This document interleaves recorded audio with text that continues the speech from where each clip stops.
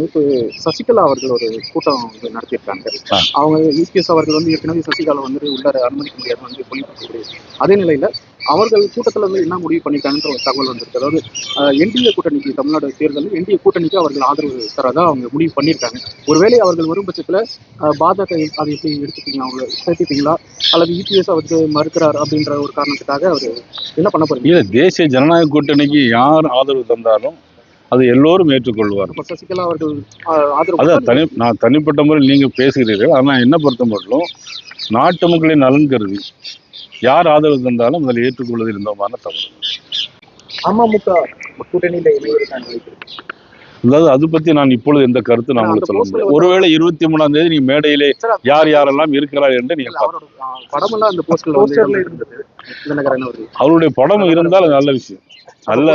நல்ல அது 23ஆம் தேதி மேடையில் நீங்க பார்க்கலாம். என்னை பொறுத்த மட்டும் நல்லவருடைய படம் எங்க இருந்தாலும் நான் வரவேற்பேன். பிரதமர் வந்ததுக்கு அப்புறம் தான் இதெல்லாம் முடிவாகுமா இல்ல அதுக்கு முன்னாடி பொறுத்திருந்து பாருங்கள், பார்க்கலாம்.